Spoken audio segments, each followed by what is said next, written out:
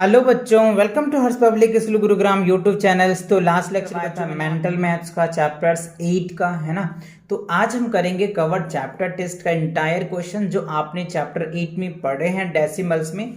उन्हीं के बेस पे आपको एक चैप्टर टेस्ट दिया गया है जो आपको टेस्ट ले रहा है कि आपने इन चैप्टर में क्या क्या सीखा है, राइट। और अगर आप सॉल्व कर पाते तो वेल एंड गुड, नहीं तो कंप्लीट वीडियोस देखो, आपको अच्छे से एकदम फील के साथ समझ आ जाएगा। चलिए तो देखिए, पहला क्वेश्चन कह रहा है कि what fraction of the square is shaded, right it in the decimal form. अच्छा, ये जो आप यहां पे देख पा रहे होंगे ये स्क्वायर है और इसमें कह रहे हैं ये जो सैडेड पार्ट है ना, इसका फ्रैक्शन लिखना है। तो देखो, इधर से बच्चों 10 है और इधर से भी 10 है, तो 10 10 जा क्या हो गया 100। तो टोटल जो बॉक्स है ना, स्क्वायर जो है ना, वो 100 है।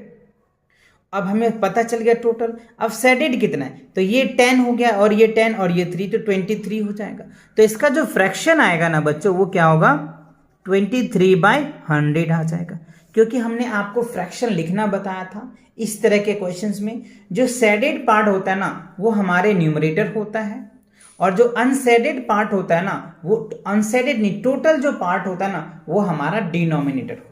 तो अब इस स्क्वायर बॉक्स में आपने देखा कि सैडेड पार्ट कितने 23 बॉक्स है, तो हमने 23 लिख दिया। और टोटल बॉक्स कितनी है 100 है, तो 100 यानी 23 आउट ऑफ 100, 100 में से 23 जो बॉक्स है वो सैडेड है। तो ये हमारा क्या हो गया, फ्रैक्शन में निकल गया।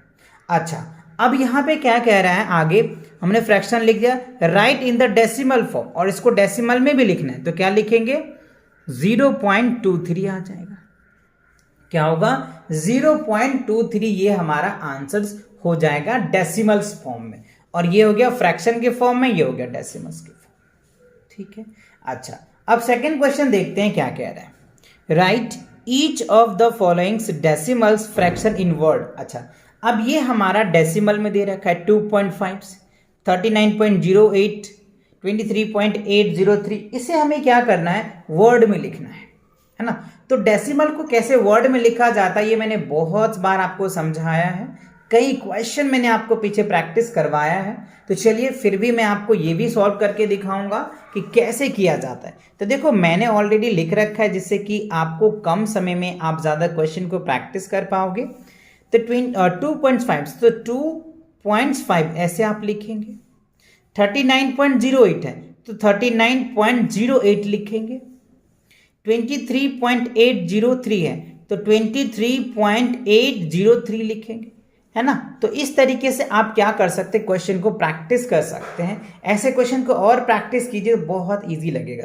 वैसे अगर आपने पीछे के लेक्चर देख रखा है तो ये आप बहुत आसानी से चैप्टर टेस्ट कर पाओगे, क्योंकि बहुत बेसिक क्वेश्चन दिए जा रहे हैं आपके लिए, है ना। अच्छा, अब देखो क्या करें क्वेश्चन नंबर 3 में, write the following fraction as a decimal.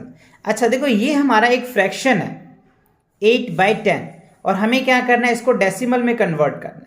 तो देखो 0.8, अगर आप 8 में 10 से डिवाइड करोगे तो क्या होगा, फर्स्ट टाइम तो लगेगा नहीं, तो पॉइंट लगाओ, फिर क्या होगा 80 आ जाएगा। 80 को आप 10 से डिवाइड करोगे 8 आ जाएगा, तो 0.8 हमने लिखा।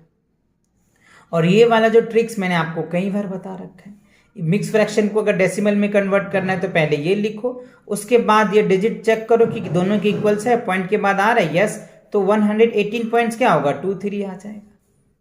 यहां पे देखो ध्यान दो, ये 12 है, यहां पे देखो 3 डिजिट है, ऊपर में 2 डिजिट है, तो यहां पे क्या होगा 12.037 आ जाएगा। जो मैं यहां पे देख रहे हैं लिख रखा हूं, 12.037 आ जाएगा। तो इस तरीके से आप चीजें को अच्छे से लिख सकते। अब देखो, इसी का दूसरा फॉर्म्स, उल्टा फॉर्म्स आपको दे रखा है क्वेश्चन नंबर 3 में, राइट द फॉलोइंग्स।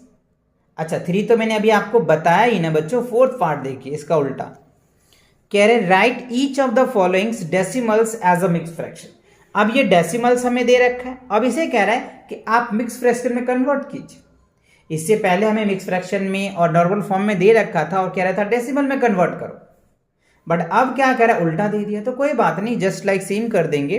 तो देखो आप क्या करोगे 3, तो मैंने ये बताया जो डेसिमल से पहले होता है वो होल पार्ट होता है, तो हमने होल लिखा।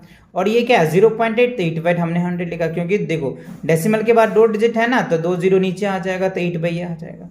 यहाँ 4 होल्स और ये 89 अपन में क्या होगा, नीचे 2 जीरो आ जाएगा, पॉइंट को हटाते तो 1 आता है ना, और 2 डिजिट है तो 2 जीरो लगा देंगे। अच्छा, इसमें देखो 19.048 है, तो यहाँ पे हम 19 लिखे, ठीक है। अब यहाँ पे 48 लिखे और डेसिमल के बाद 3 डिजिट है, तो डेसिमल को उड़ाएंगे तो 1 आएगा, और ये 3 डिजिट है तो 3 जीरो लगा दो, खत्म आपका आंसर। सेम बच्चों आपको यहाँ पे भी है, इसमें आप देख पा रहे होंगे 525 में, तो 525 तो होल आ जाएगा, और यहाँ पे देखो 009 है, तो 9 बाय क्या हो जाएगा, 9 लिखेंगे ऊपर, पॉइंट हटाओ तो 1, और 3 डिजिट है तो 3 जीरो लगा दो, तो 525 होल्स 9 बाय 1000 आपका क्या होगा, रिजल्ट आ जाएगा। समझ आ गया आपको। अगर कोई डेसिमल्स है तो डेसिमल को कैसे आप मिक्स फ्रैक्शन में कर सकते हो या नॉर्मल फ्रैक्शन में कर सकते हो, डिपेंड करता है क्वेश्चंस आपको कैसे दिया जा रहा है, ठीक है ना। अच्छा, अब क्वेश्चन नंबर 5 देख लेते हैं। तो क्वेश्चन नंबर 5 क्या कह रहा है, राइट एज डेसिमल्स। अच्छा, यहां पे देखो ये एक्सपैंडेड फॉर्म में दिया हुआ है और हमें क्या करना है, इसको डेसिमल फॉर्म में कन्वर्ट करना है। तो देखो आपको प्लस से इधर वाला जो पार्ट है ये होल पार्ट्स है, और ये क्या हो गया 10th है, मतलब 100th पार्ट है, ये 1000 पार्ट्स है, तो 9.34 ये आ जाएगा। अगर इसे डिवाइड करोगे तो 3 आ जाएगा, इसे करोगे तो 04 आएगा, इसे करोगे तो 004 आएगा, और सबको ऐड करोगे तो ये फाइनली रिजल्ट आ जाएगा 9.344, दैट इज द आंसर। अच्छा, अब यहाँ पे देखो ये होल पार्ट्स है तो हमने 40 लिखा, फिर लिखा 0, यहाँ लिखा कि देखो ये क्या है 5/100 है तो 0.5 आ जाएगा, 7/1000 तो 0.007 आएगा, और तीनों को ऐड कर दोगे तो ये फाइनली आपका रिजल्ट आ जाएगा 40.057, that is the answer for you. Okay, अच्छा, अब क्वेश्चन नंबर 6 में देखिए क्या कह रहे हैं, जस्ट रिवर्स है। अब आपको डेसिमल फॉर्म में दे दिया है और कह रहा है कि आप इनको एक्सपैंडेड फॉर्म में करो, यानी डेसिमल फॉर्म में अभी हमने सीखा, अब कह रहे डेसिमल फॉर्म में दिया, एक्सपैंडेड फॉर्म में सीखो। कोई बात नहीं, सीख लेंगे।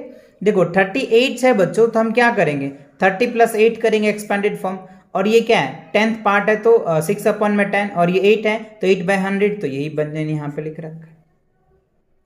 अब 102 है तो 100 + 0 + 2, अब यहाँ पे 0/10 आ जाएगा, 0/10 आप चाहो तो लिखो या नहीं लिखो कोई फर्क नहीं पड़ेगा, 1/100 और 5/1000 तो ये तो लिखना पड़ेगा क्योंकि डिजिट है, तो ये तो आपको लिखना पड़ेगा ही पड़ेगा, है ना। चलिए अब आप देखिए अगला पार्ट इसका क्या है, 898, तो 898 हमने फ्रैक्शन मतलब इस तरह से तोड़ दिया, 800 + 90 + 8 898।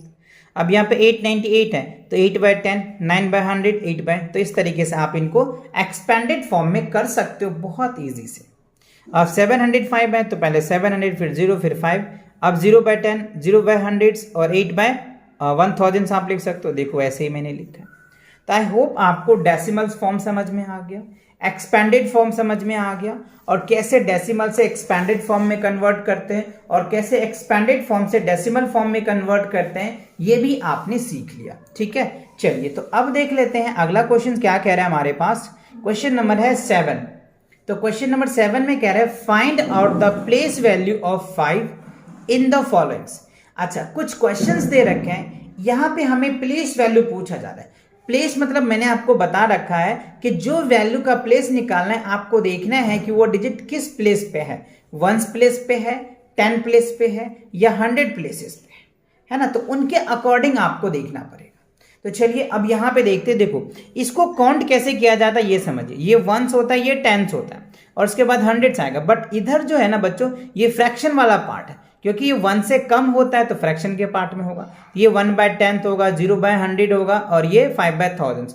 तो देखो ये क्या है, 5/1000 वाला पार्ट्स पे है, तो ये हमारा आ जाएगा इसका वैल्यू 0.005 आ जाएगा। इसका प्लेस वैल्यू लिखोगे तो ठीक है, या फिर आप इस फ्रैक्शन के फॉर्म में लिख सकते। अच्छा, बी पार्ट में देखो 1s, 10s, 100s है, तो 100 प्लेस पे है तो 5 × 100 तो 500 आपका निकल के आ जाएगा। अब यहां पे देखो ये 1s, 10s है, लेकिन इस साइड तो है नहीं, 5 इस साइड में है, तो 0.05 है, तो यानी ये 5/100 प्लेस पे, तो 5/100 हमने यहाँ पे लिख दिया। यहाँ पे देखो इस साइड तो है नहीं 1s, 10s प्लेस पे, तो 0.5 है, तो 5 10s है तो 5/10 आ जाएगा। तो ये हमारा आंसर आ जाएगा। ठीक है, तो आपने प्लेस वैल्यू देखा, कैसे प्लेस वैल्यू निकालना है किसी भी फ्रैक्शन वाले पार्ट्स को, है ना, किसी इंटीजर वाले पार्ट्स का, दोनों पार्ट्स को आपने देख लिया। अच्छा, अब क्वेश्चन नंबर 8 में कह रहा है ऐड करना है। तो कुछ अमाउंट्स आपको दिया जा रहा है, ये अमाउंट्स है, फिर ये अमाउंट्स है, फिर ये अमाउंट्स है। तीनों अमाउंट्स को आप क्या करो, ऐड कर लो। 33.88 रुपीज है, 2.15 रुपीज है, 0.93 रुपीज है। तो तीनों को आप कॉलम वाइज आप चाहो तो सेपरेट कर लीजिए और फिर आप ऐड कर लीजिए। जैसे आप ऐसे देख लीजिए, 33.88 आ जाएगा, फिर हो जाएगा 2.15 आ जाएगा, फिर 0.93 आ जाएगा। आप चाहो तो यहाँ पे 0 लगा लो। अब आप इसको ऐड करोगे ना तो कितना आ जाएगा, देख लो। 5 3 8, ये हो जाएगा 8 8 8 16, हमने लिख दिया है 16, ठीक है। 8 9 2 18 और 1 19 के 9 लिख दिया जी, ठीक है। अब आप यहाँ पे देख रहे हो 3 2 5 1 6 और ये क्या हो गया 3, तो 36.96 ये रुपीज आ जाएगा। तो कई बच्चों को क्या होता है ना, इस तरीके से करना नहीं आता और वो वहाँ पे मिस्टेक कर जाते हैं और उसका आंसर गलत आ जाता है। तो आप इस तरीके से आप चाहो तो ये कर लो या फिर आप डायरेक्ट ऐड करके भी लिख सकते हो, ठीक है। अच्छा, अब क्वेश्चन नंबर 9 में देखिए कह रहा है सब्ट्रैक्ट फ्रॉम दैट। तो 5 रुपीज 48 पैसे है और 43 रुपीज 21 पैसे। तो 43 रुपीज 21 पैसे में से 5.48 लेस करोगे तो क्या होगा, 37 रुपीज एंड 73 पैसे आपका रिजल्ट आ जाएगा। तो ये आपने यहां तक सभी क्वेश्चन आपको समझ में आ गया। अब जो है आपके पास एमसीक्यू क्वेश्चन पूछे जा रहे हैं वर्ड फॉर्मेट में, तो नो प्रॉब्लम, चलिए ये भी देख लेते हैं। क्वेश्चन नंबर 10 में क्या कह रहा है, Andrew wants to buy a encyclopedia, cost is 875 rupees, 875 paise. He saves 512 rupees. And how much more money does he need to buy able to buy this book? ठीक है, देखो एंड्रयू नामक कोई पर्सन है जो एक एनसाइक्लोपीडिया का book देखा है और उसकी जो प्राइस है 875 पैसे, बट उनके पास या उन्होंने से जो सेव करके रखा है 512 रुपीज एंड 50 पैसे। तो उसे कितने पैसे और चाहिए जिससे वो बुक्स खरीद पाएगा। आपके पास ये 4 ऑप्शंस हैं, है ना। देखो, तो आपको क्या करना है, सॉल्व कैसे करोगे, जो पहले उनको सेव कर रखा है वो अमाउंट हमने लिख दिया। He wants to buy encyclopedia, उन्होंने एनसाइक्लोपीडिया खरीदा वो इतना रुपये में, तो कितने रुपये और चाहिए, तो we need to subtract it. तो 875 पैसे में से क्या करेंगे, 512 रुपीज 50 पैसे लेस कर दोगे तो 288.25 पैसे उसे और चाहिए जिससे कि वो एनसाइक्लोपीडिया की जो बुक है वो परचेज कर पाएंगे। तो इन 4 ऑप्शन में से सी पार्ट्स था, तो C is the correct answer. Clear हुआ।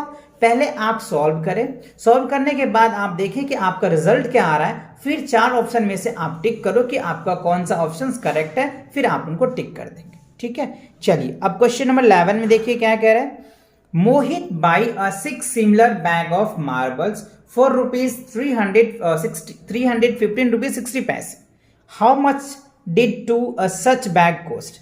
देखो, मोहित नाम का लड़का है जो 6 सिमिलर बैग मार्बल का खरीदता है जिसका जो प्राइस है ना वो 315 रुपीज 60 पैसे है, ठीक है।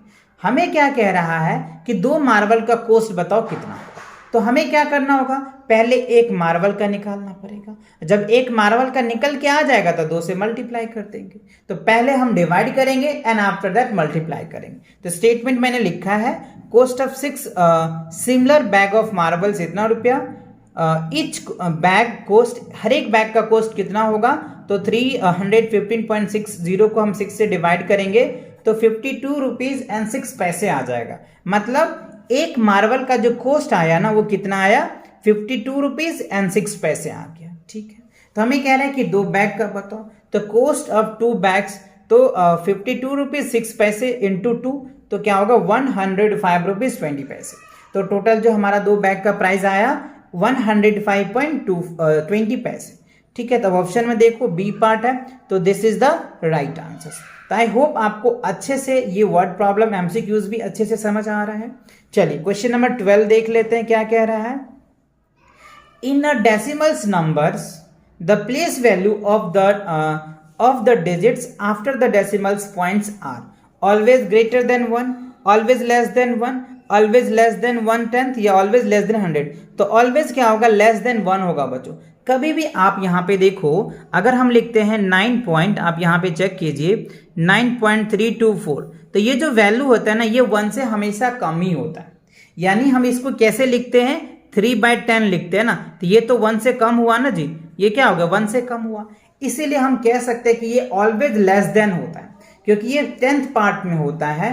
10वां में से ये 3 पार्ट्स है, बाकी 7 पार्ट अभी भी बाकी है, तो 1 इज द ग्रेटर। सो हम इसका उल्टा कह सकते हैं, ऑलवेज लेस देन 1 होता है डेसिमल पार्ट। क्लियर? तो इसी के साथ क्या होता है, ये आपके जो चैप्टर टेस्ट होता है बच्चों, ये आपका कंप्लीट होता है, क्योंकि इसमें टोटल जो है 12 क्वेश्चन ही दिए जा रहे थे। तो इसी के साथ आपका चैप्टर 8 भी कंप्लीट होता है। तो मिलेंगे नई चैप्टर के साथ बहुत जल्दी, तब तक पढ़ाई करते रहे। All the very best.